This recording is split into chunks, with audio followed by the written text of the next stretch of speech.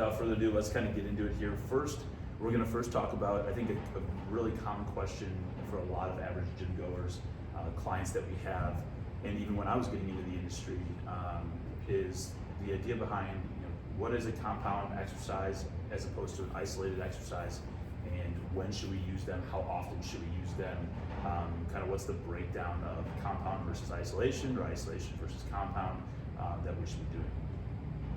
So first, Chad, why don't you go into what the difference is between compound and isolated? Yeah, good question. Yeah, so first, very simply, compound exercises are any exercise that is going to be using two or more joints at one time. So for example, a push-up would be a compound exercise, a bench press, a squat, deadlift, lunge, things that multiple joints are moving to complete the movement. If you're using one joint, so say a bicep curl or a tricep extension or a leg extension, that's what we call an isolation exercise, so only one joint moving at one time. So there's a lot of different exercises that kind of get that, in my opinion, middle ground, but for the most part, if you are bending two joints, if you're using a kind of a full body exercise, you're going to be doing compound stuff.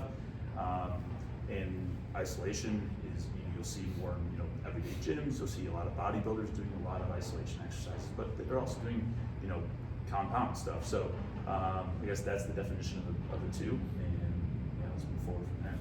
So for me, when I started my whole weightlifting journey, it was a lot of isolation exercises. I was at Lifetime Fitness in high school doing a lot of curls, a lot of tricep extensions. I was doing bench press and stuff like that as well, but it's really the glamour muscles. You're training the muscles and not the movements. When you're training a compound exercise, for the most part, you're training the movement. Whereas with a isolation exercise, a single joint exercise, you're training more of the actual muscle.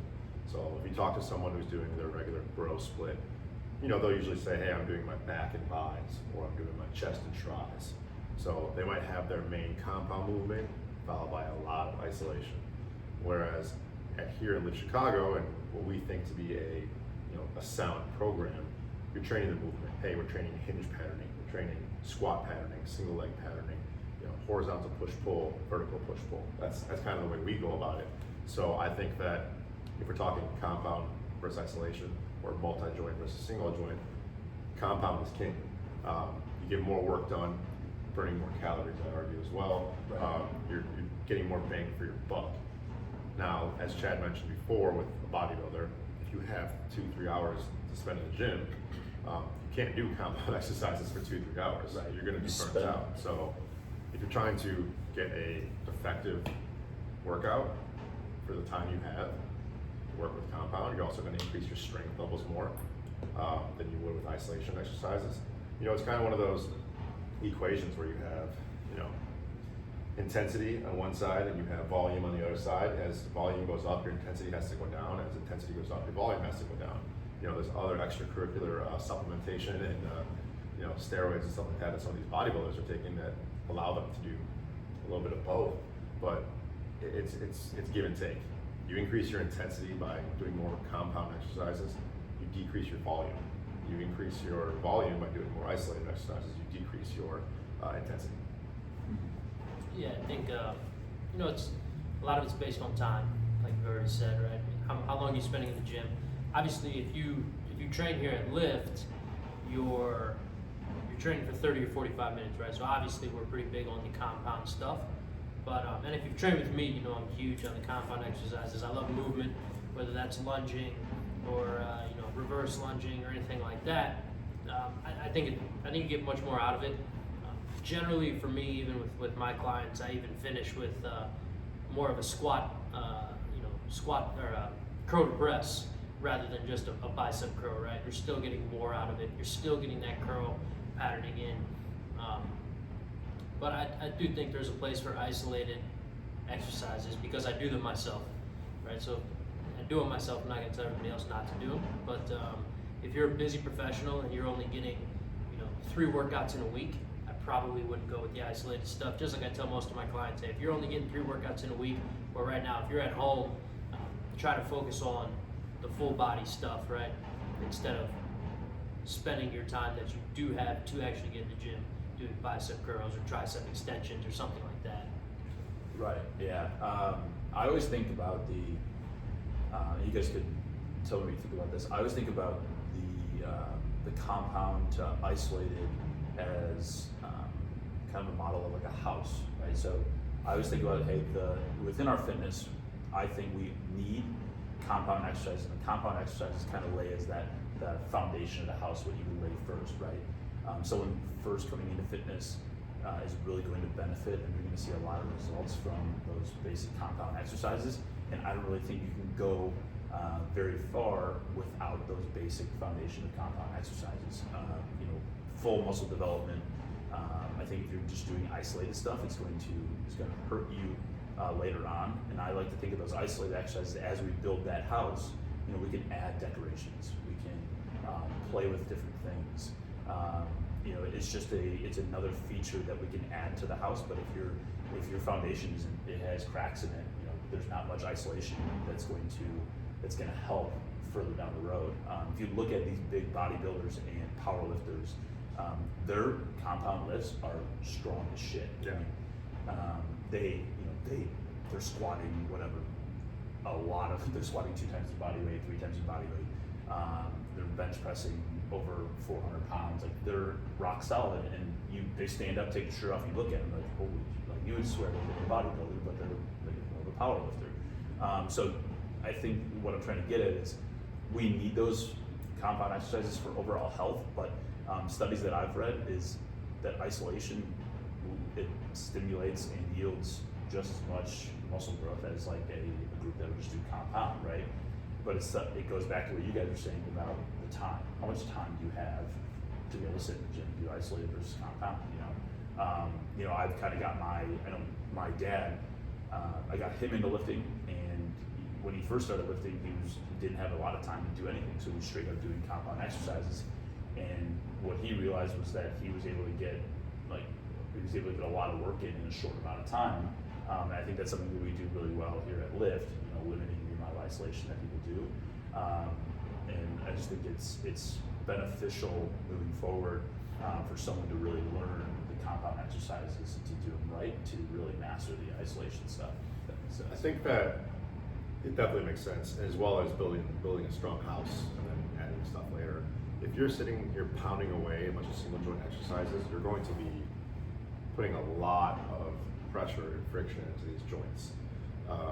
Like, for example, if you spend an entire day on arms, which I do sometimes, but if you're doing that multiple times a week, and you're doing, I don't know, let's say 20 sets of triceps, right? That is a lot of pressure going on in your elbow joint. Your tricep is constantly firing over and over and over the years, over and over and over.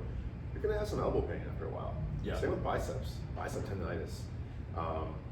Some shoulder issues just from closing the AC joint a little more. As opposed to, hey, you can still say, hey, if you're doing a lot of bench press, you're still gonna have a lot of the same things. Just volume in general is gonna cause issues over time.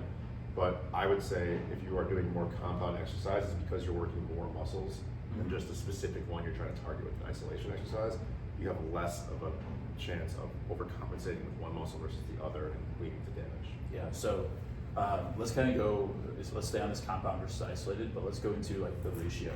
Like, what do you guys think within a strength workout, the ratio of compound, or I guess how many compound exercises should you have? How many isolation exercises should you have, Pete?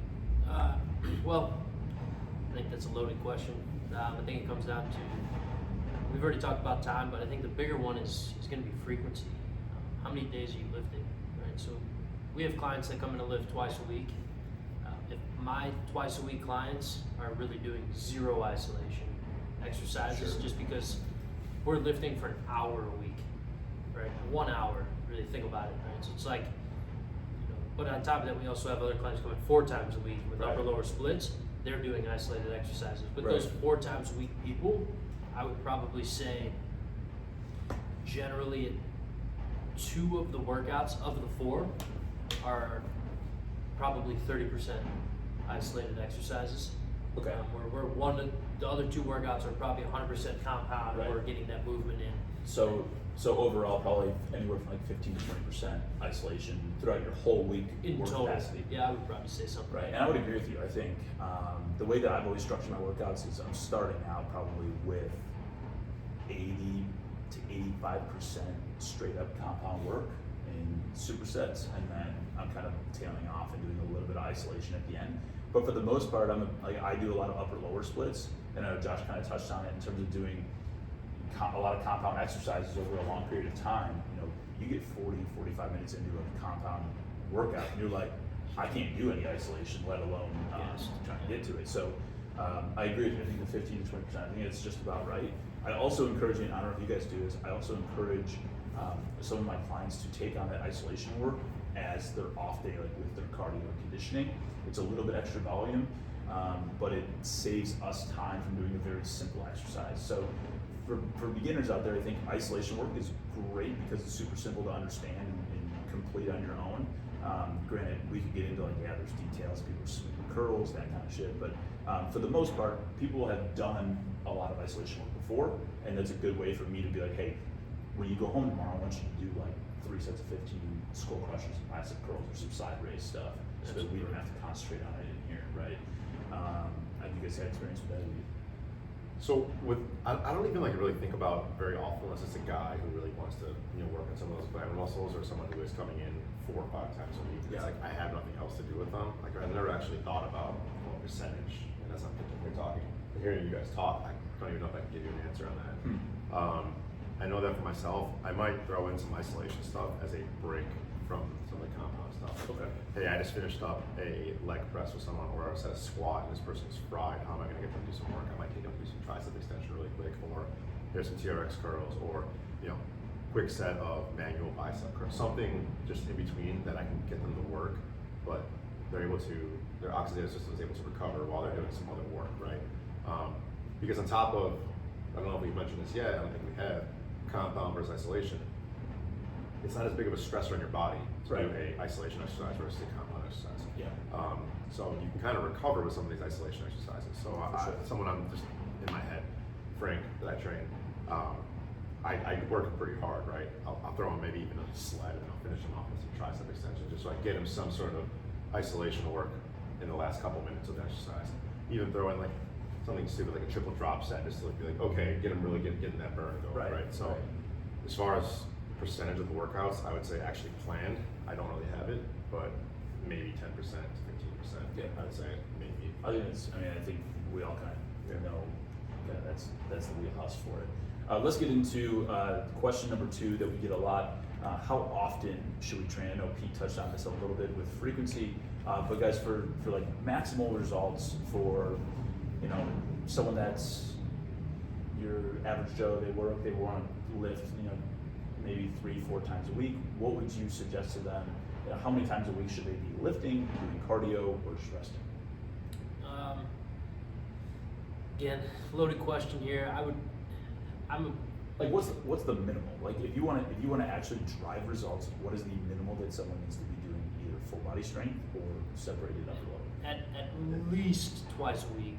At least twice a week. I know we have some people that come in once a week, but they also kind of do their own thing. I'm a big believer in being active, right? So a lot of that comes with how many days a week in here, how many days outside, how many days of lifting, how many days of cardio. You can kind of mix it into all these different things.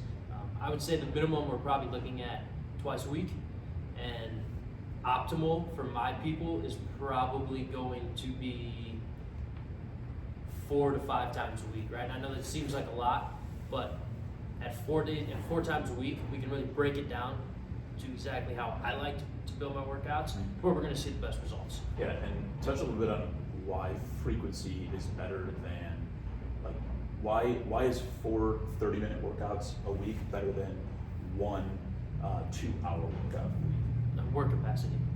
We can work a lot harder, right? So if you work out twice a week for an hour, all right, a lot of times what we'll notice is, especially in the craze of pre-workout right now, that 30 minutes, that first 30 minutes, you are going, right? And then at minute 30, your watch dings and you get that text message and you look up and you've been on a 15-minute break. You're like, oh shit, right? Right. So you're kind of, how much of that hour are we actually working? Or if we can split that up into 4 30-minute workouts, especially in here, I can really kick your ass for 30 minutes and send you out the door on your way. Right. And really break it down to program and allow your muscles to recover, getting that optimal gain.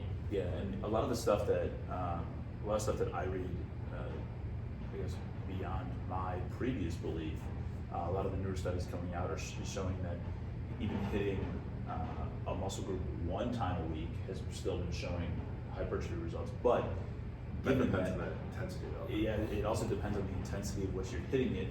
Personally, I think to stay fresh and to continue to see good, like hypertrophy. When we talk about hypertrophy, guys, we're thinking about muscle growth as well as a little bit of strength. But to build on top of that, I personally think 2 to 3 times a week if you're doing the volume right, if you're resting properly. But that's again, you said it all depends. Are you resting properly? Are you hydrated? Are you limiting your volume? So, what? Sleeping, exactly. So, yeah, I mean, Josh, what do you think in terms of like your minimum? What's the best split that you think someone could do moving forward?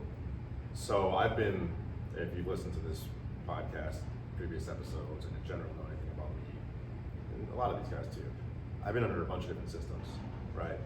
I've been under systems that were every single day, athletes in the gym. I've been personally 7 days a week bodybuilding, isolation exercises every day. I've been under systems that were 1 day a week, 2 day a week, and so on. I think the perfect world would be 3 to 4 times a week. If you got someone coming in 3 times a week, and if they can come in like a Monday, Wednesday, Friday, or a Monday, Wednesday, Saturday, whatever it might be, Sure. you can get into a total body 3 times a week with specific focuses within those total body. You can say, hey, I'm going to train a squat pattern on Monday, maybe combining with a little bit of a bench press pattern, a horizontal press pattern. You can get into a single leg pattern on the second day, and you can get into a hinge pattern on the third day. So you're hitting all 3 important lower body patterns, in my opinion, and in a lot of our opinions here as we coach people. You're getting into the specific patterns that you need to do, and then you program the rest of your upper body stuff around those patterns, so you're able to do a total body routine 3 days a week. Now, if you can get into a 4-day-a-week routine, you can take it even further. I can do an entire day of squat patterning. I can do an entire day of upper body, push-pull patterning.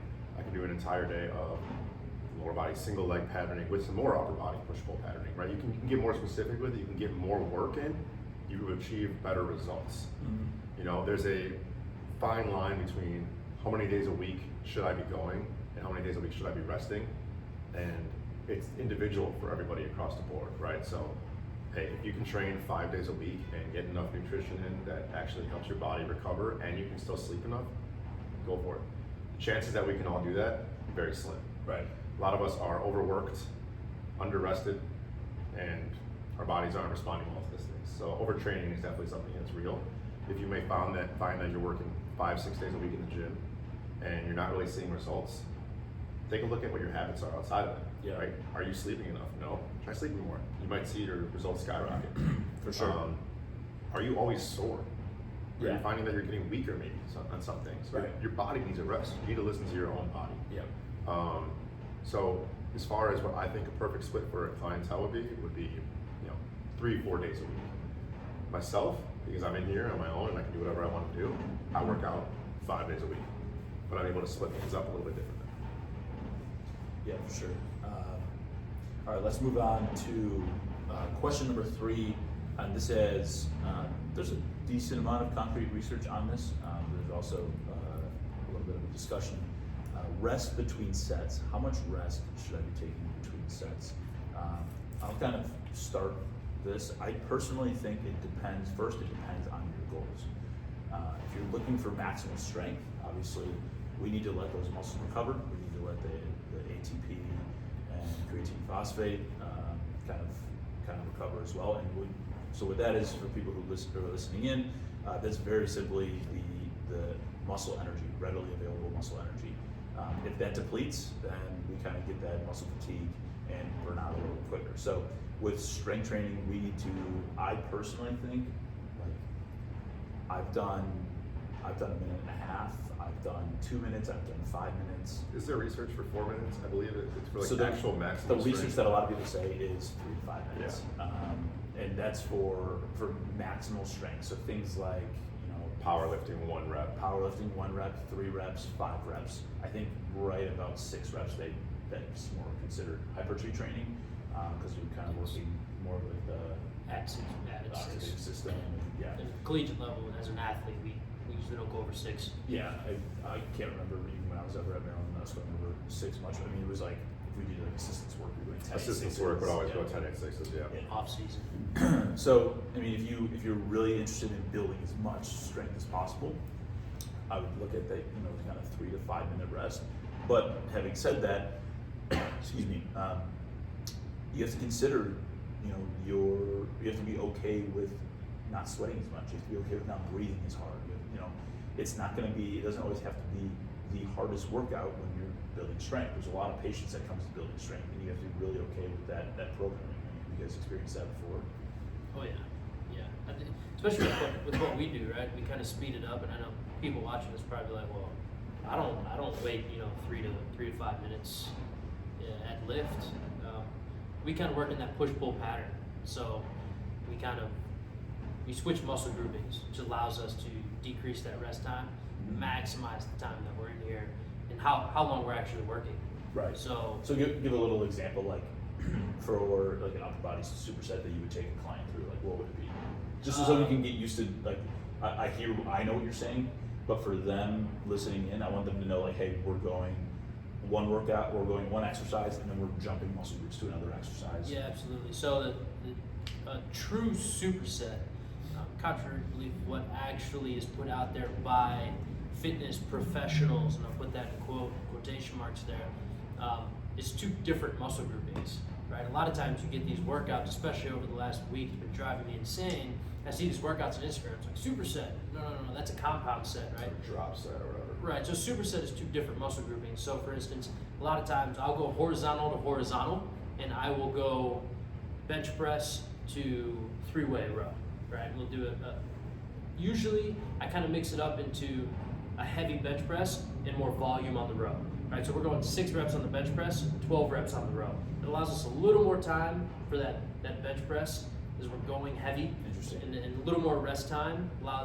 that chest kind of build some of that ATP back up and that energy, and then get back into it, and we use our working with the row. Interesting. And like, so people can kind of get a little context. Like, I do it a little bit different. I like to keep people pretty heavy. I'm working anywhere from those 6 to 8 reps on both exercises, but I'm okay giving people rest or adding another core active rest exercise in between. So what you guys can realize is there's a lot of different styles to go about it. We just need to, I guess, make sure that either we're taking a decent amount of rest or adding things to our workout to give those specific muscle groups rest. So I guess I have a question that a viewer might have, or a listener might have. Sure. And I'm actually not completely certain of how it works, right? So muscle ATP. Is it systemic?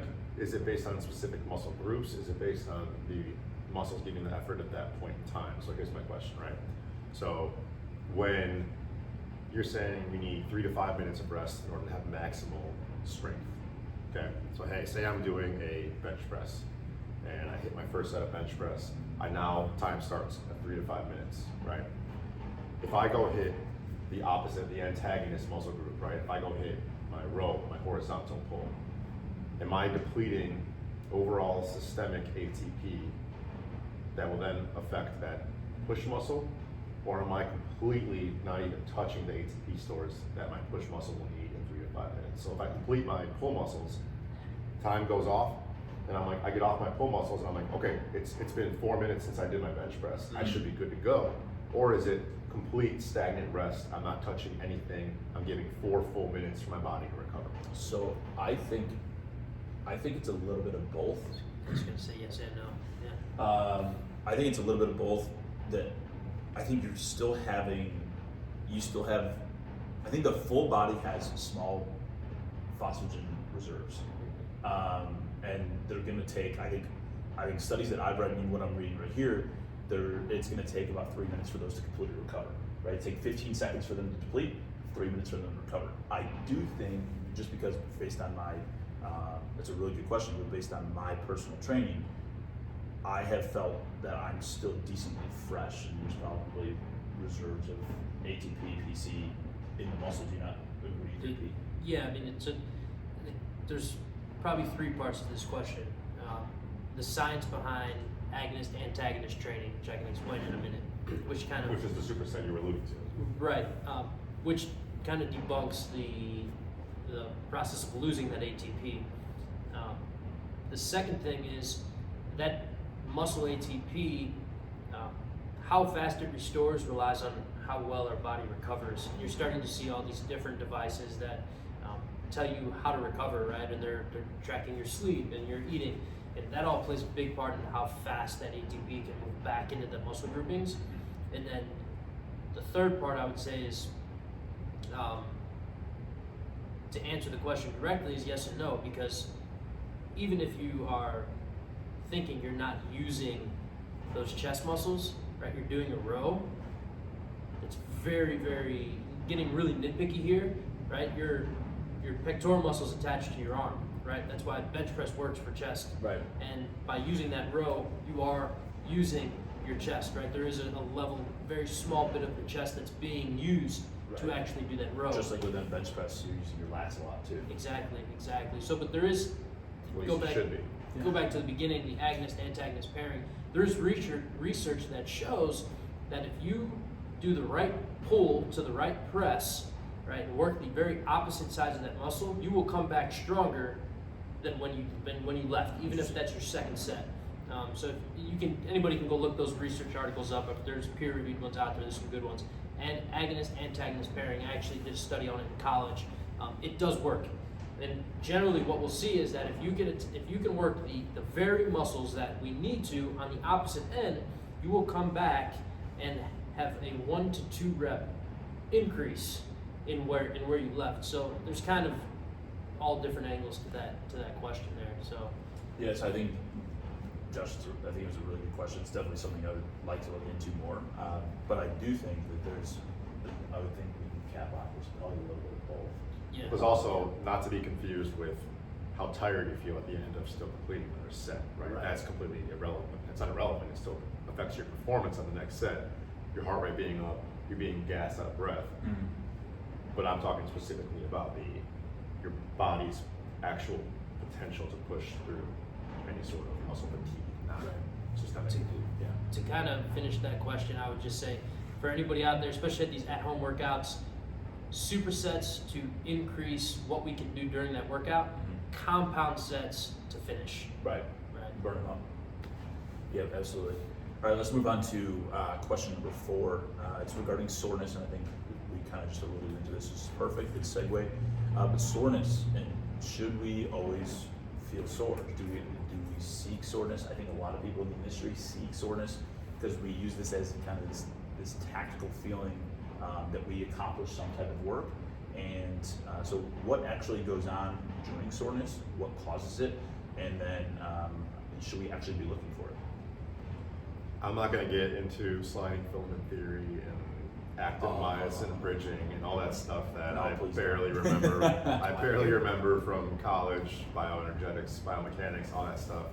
I guess the most basic explanation I've seen is as we are lifting weights, we are causing micro traumas Right. in the muscle bellies, Muscle in fibers, the yeah. muscle fibers, the entire muscle that you are currently working. And our body's response to this happening is to build it up stronger so that stimulus does not cause the same effect again. So Right. that's how you get bigger, stronger muscles. Now, there's all this talk about lactic acid building up and all this stuff. I'm not exactly so sure how comparable and how equal I'm sore versus my lactic acid is building up, and that's what I'm Not feeling. lactic acid, it's lactate. Lactate. Recent studies, my biggest pet peeve, not to cut you off, but if lactic acid built up in our bodies, we die. Well, right, that's where I was getting at. Like, I remember learning about lactic acid buildup and all this stuff, and that's equating to, oh, I'm feeling this soreness, I'm feeling this craziness right now, and this was my stuff in school was 12 years ago, so I'm sure that there's been more research coming out since then. But in general, in layman's terms, the best way to go about saying it is microtraumas being built up in the muscle fibers of the muscle working leads to soreness. Some people might feel it immediately, which I don't think I've had that in a long time. Some people might feel it the next day. Some people might feel it between 48 and 72 hours, and that's called DOMS, delayed onset muscle soreness. that is the most common that you'll feel. You know, sometimes people will come in back-to-back days and we'll ask them, how are you feeling? Are you feeling sore at all? Because I want to make sure, like, if I'm going to program someone through a workout today and they are doing something that is sore already, it's going to alter their workout, because they're going to be like, this is bothering me to do this, right? It might not be altered in the same aspect of their performance, but their actual perception of how hard they're working because something's bothering them. Can they push through the quote-unquote pain? But with delayed onset muscle soreness, you know, there's all these different theories out there of how to combat it. Take this supplement or eat this way or whatever. Listen, if it's a new stressor that is administered to your body, most likely you're going to feel soreness, right? Yeah. Okay. If you are someone that is constantly varying your workouts because you're buying into the whole muscle confusion BS that is out there, you're probably going to feel more sore than not more often after your workouts. If you're someone who is sticking to the basics of strength training, which is, you know, periodization and just in general going through the progressions and the the adaptations to each workout, from one workout to the other workout, staying with the same program week to week until you end up switching through the program, you're probably not going to be sore by week 3. Yeah, and I mean, the big thing, especially if you work out with me, you know that as we kind of open, we started kind of less frequency, and a lot of my clients are moving into higher frequency. The biggest thing when you are sore is movement, right? We need to get up, we need to move. So a lot of times I'll get my clients that are, I can't feel, my hamstrings are so tight today, and crazy enough, what I generally do when I get that is I program in some RDLs, right? Because it's movement through the hamstrings, right? RDL will lighten it up a little bit and create that stretch that's going through the hamstrings and kind of open those hamstrings up a little bit and get that movement in that the muscle needs. And generally what you'll see is people come in sore, they leave when they're done with their workout and they say, oh, I feel better. And that's just pure movement, right? And kind of working those muscles through full range of motion, getting them going. The worst thing you can do is sit on the couch. Yeah, agreed. Stop sitting when you're sore. Get up, move, still go to the gym, still go for that run or whatever you plan on doing, and go move when you're sore. And just to kind of wrap that up, the biggest thing for me is, hey, if you're sore, one of the biggest questions I get, still come to the gym. I don't know about you guys, but I love being sore. I mean, it's not like, I think I've had this conversation with you. You're sick, bro. Like, when my quads are sore, I love just like firing them up. For all those people out there, I have my own theories about being sore, and I don't know if I developed this over reading and listening to some other people talk about it. I personally think that you should limit your soreness as much as possible, and here's my reason. I personally think exercise and progressive overload is meant to cause just enough change in homeostasis to stimulate adaptation. I personally don't think that we should overreach that and cause a bunch of soreness, because I think it sets us back. So, what's homeostasis? What's that? What's homeostasis? Homeostasis is your body's just basically flatline. It's able to survive. It's in its own, environment and nature, living, right? Nothing is bothering it, right? So obviously we throw homeostasis off all the time, whether we lack sleep, whether we eat food, whether we exercise, walk, whatever it may be. But to throw it away enough, throw it out of whack enough, I don't think that is beneficial. I think I personally believe that people should be training just enough to cause adaptation, but not enough to see and feel hardcore soreness. One of the main reasons is there's protein breakdown. So when you're sore, and you break down muscles, your body is releasing protein into the blood. I don't necessarily think that too much of that is very good. I mean, that's when you start to see overreaching. That's when you start to see overtraining. I know Josh personally likes it because, I don't know, you like to punch your quads and feel yourself be sore. But it means like being a little sore is like, oh man, you feel good. whatever your stance is on it, when people they wake up sore, they feel some sort of accomplishment from the previous day, and that's why people fall in love with it. But it's kind of in my opinion, it's a kind of a closet fault for a lot of people. They're looking to get sore so they can tell themselves and justify to themselves that they did something well. But then what happens day 2, 3, 4, 5, and 6? Are they exercising? We do. Most people don't. So that's my biggest thing. I don't feel like people should seek soreness. They should seek productivity. They should write out a program and do it and try and progress it, rather than seeking to be sore. I think those are all perfect points. Yeah. Let's go to the next question here. All right. So the next question we have is free weights versus machines. How often should I use free weights? How often should I use machines? When do I use them? So for me, I've gone through a bunch of different phases, again, as I mentioned earlier in this podcast, in my training career. I've used all free weights, and then I've used all machines, and then I've used all free weights, and now I've used a little bit of a mix of all of them. Personally, I think that free weights are necessary in every training program if you have access to them and you can do it safely, because they throw your body into positions where you have to stabilize. Whereas a machine puts you on a fixed track, and you are definitely still stressing the muscle in arguably the same way as you would be with a free weight. The other factors that you take into account with free weights is stabilizing, finding that track, teaching your muscles to move through these different ways. And there's not as much break in tension with free weights if you're doing it properly. With a machine, there's a lot of crappy machines out there. We have the best ones here. A lot of crappy machines out there that, hey, the concentric phase or the eccentric phase of the motion, there might be a break in the actual strength curve where it's super easy on one machine versus the other machine. Right. And hey, you might be able to lock out your arms and take a little bit of a rest for a while with a machine, whereas if you're doing that with a free weight, you're still trying to stabilize your body. So there's definitely faults in machines versus free weights there. I would say for me, when I use machines or when I program machines, it's later into a workout or it's during the workout where I'm just trying to get some extra volume for someone. I'm just trying to throw them into the machine, be like, hey, we're just gonna get through these reps to get that muscle moving to make sure that you are actually, achieving fatigue in this workout. Whereas I still want to teach the movements, the hinge patterning, the squat patterning, single leg patterning, horizontal push-pull, vertical push-pull, and everything as much as possible with free weights or body weights so people can actually move through space properly. And then with the machines, it's reinforcing those muscles by adding a little more volume. Right. Yeah, I agree. I think I always work from complexity, not complex, within a workout with clients. So I think complexity is free weight stuff, full body weight stuff.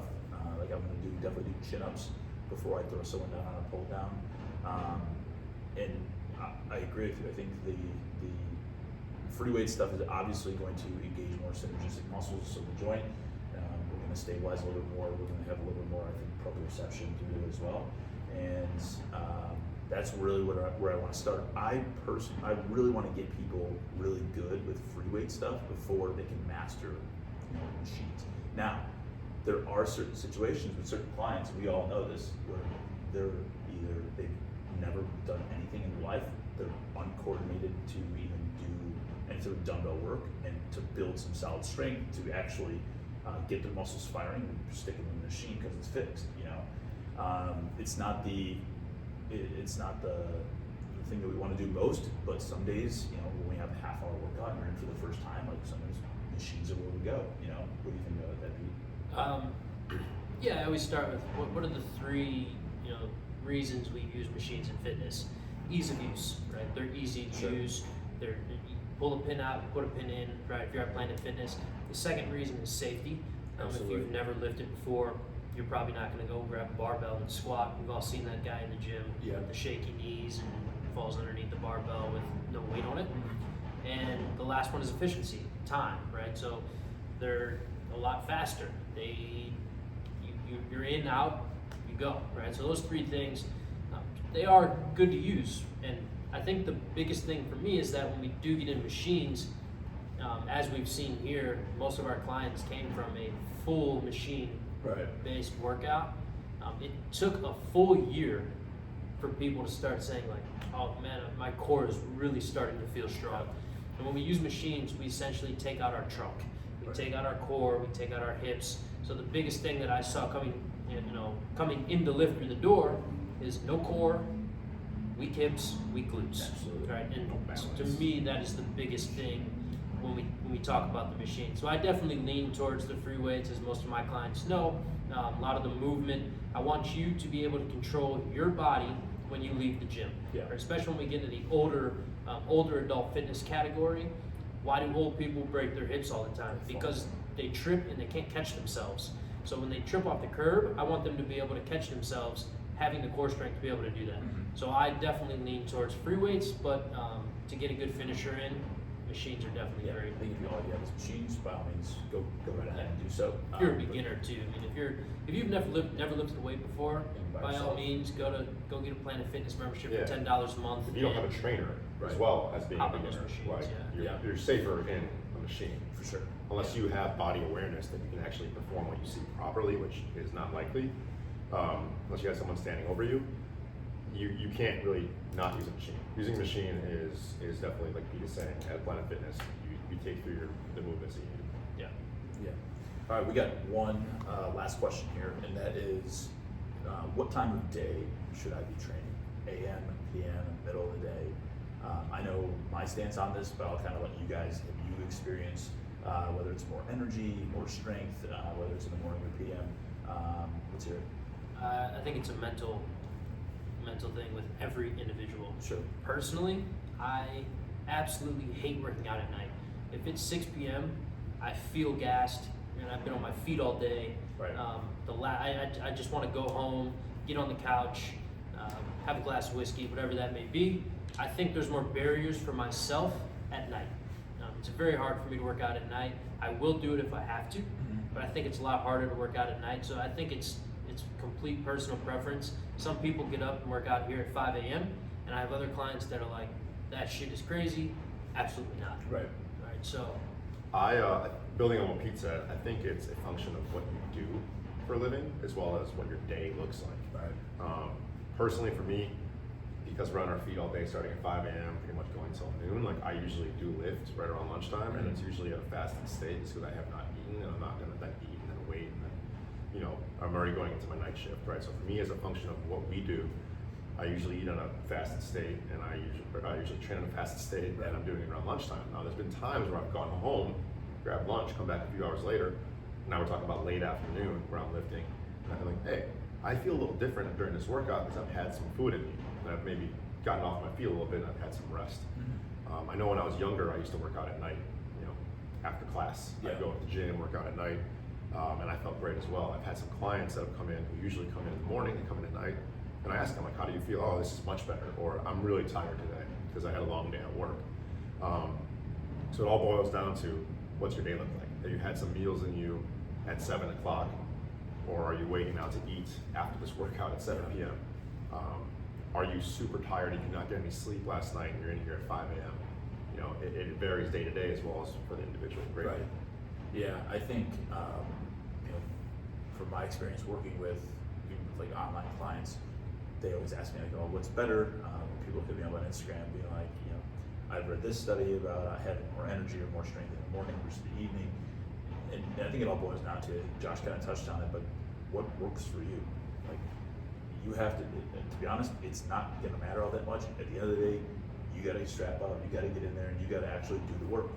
So if you're waking up at 5 a.m. but you freaking hate it, why don't you wait and train later, or adjust some things around your day where you're gonna have the most energy to train. So yeah, to me it's just you gotta get the work in, you gotta be consistent with it. That's my the better stance on all of this. It doesn't matter AM or PM. Are you gonna do it that day or not? I'd say, Pete, actually, just thinking about it right now, people on our schedules, you have a client that just switched from Saturday, who comes in at night, Jen, comes in at night, but also comes in on Friday mornings. yeah. Is there a variance in her abilities when we're talking about that? There's a couple things that I need to change from here and there. I think the biggest thing is personal preference, yes. What do you become accustomed to, right? So like a lot of people in college, they lift when they can around their studies and stuff. I was an athlete, I lifted at the same time every day. I didn't have a choice. So, I got used to lifting at that time. Right. So if you come in the morning and it sucks, I guarantee you, after 3 months, you won't think twice about it. It's just going to be natural. You get up, you go. Same thing in the evening. And if you come in the evening after 3 months, it might suck for that 90 days. But after that 90 days, I'd imagine it just becomes, automatic, right? Oh, went to work, I'm going to the gym now. Where in that first 90 days, it might be the last thing I want to do is go to the gym. But I do have some clients that have recently switched, and there are some things that change, a couple more water breaks, a little more rest, but any good trainer can kind of work around that. Yeah. All right, guys, that is all we have for you guys today on the LIFT Bodcast. For more episodes, go ahead and follow us or subscribe to us. Like I said, on Spotify, Apple, wherever you can find us. If you want to hit the link in our bio, it's going to take you to, I believe it's going to take you to the Anchor page, which is where our hosting site is. And that way you can listen to us on any form you would want. We really appreciate you guys being here and listening to the podcast. Please leave us a review if you do like it. If you don't like it, leave that review as well, and we'll make adjustments moving forward. So thanks for being here, guys. Until next time, this is Chad, Josh, and Pete, the podcast. Peace. Peace.